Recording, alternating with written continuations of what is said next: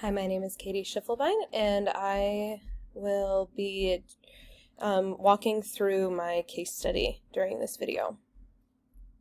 So the case study that I chose was the one about Amanda Whitford, the third grade teacher who was concerned with her student in her class, specifically Jamal, who is possibly in distress from family abuse at home. Another key role of this case study is Denise Harrison, that is the mom of Jamal. And the other key component of this is Colin, who is a fellow teacher with Amanda, and he has had negative experience with mandated reporting. So our ethical dilemma in this case is Amanda is struggling with the decision to report what she feels is child abuse at home because of the negative impact that it might have down the line. She knows there's something wrong with Jamal, but too many outside sources are telling her that if he is taken from the home, that there could be far greater consequences than him staying in the home. Cultural diversity plays a huge role, as Amanda is an outsider and obviously wants to do what's best for her students, but is kind of handcuffed with the threats from parents to remove students from school if she doesn't drop the situation.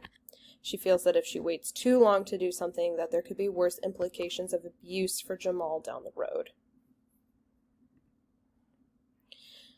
So this just kind of outlines our legal versus ethical issues. So our legal issues would be possible child abuse, so seeing the bruises on Jamal and his attitude changing, which is kind of signs of neglect. And then our other legal aspect is that as teachers we are mandated reporters, and failure to report possible abuse to the state can lead to repercussions against us.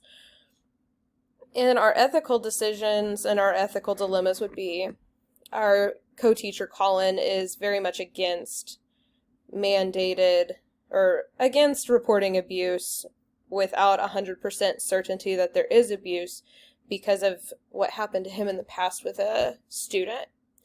And then our other ethical dilemma is if we sit and wait and assume that things will just get better, we're not really doing our jobs as educators.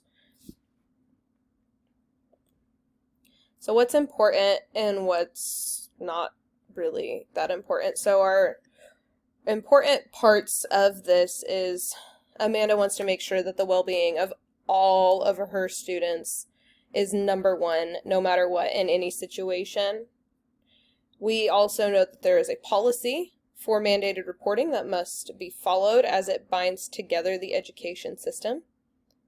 And we also kind of know that the laws and how it's worded in this case might need to be revisited and reworded because it leaves you wanting further explanations, because it says that anything beyond corporal punishment should be reported, but not necessarily just because a child has a bruise or a scratch or something like that, that means that there's abuse going on in the home. So it leaves you kind of wanting more of an explanation. And we also know that decisions that we make could lead to backlash and further punishment for innocent individuals. So in that sense, your kid might get more of it at home because like the Department of Family Services calls or it starts investigating this a little bit deeper if you do report it. All right, so we know mandated reporting is the law when it comes to the safety and well-being of students. Teachers cannot wait around for something they deem to be bad enough to report. This is not opinion-based. This means that if you know that abuse is going on, that you have to report it. We also know that past situations do not equal future situations, and just because there was an incident that happened with Colin and a former student when a situation was reported does not mean that that's going to be the situation for Jamal.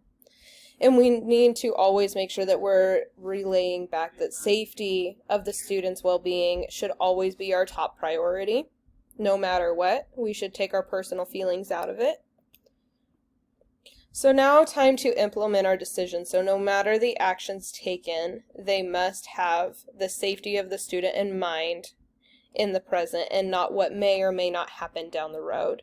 You have to do what's right by your student at that given time. So if you suspect abuse, that you should err on the side of caution and that you should report it. There should be steps taken to ensure the safety of that child going forward. So no one's ever going to judge someone for doing what they feel is right, especially when the safety of a child is at hand. So if I was putting myself in this situation firsthand, I would err on the side of caution, I would report it, and I would let the legal system do more investigating to see if there is abuse. And know that for me, I did my part.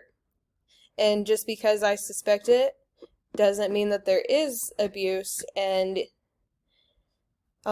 try to rebuild that relationship with that parent if that child does stay in the home.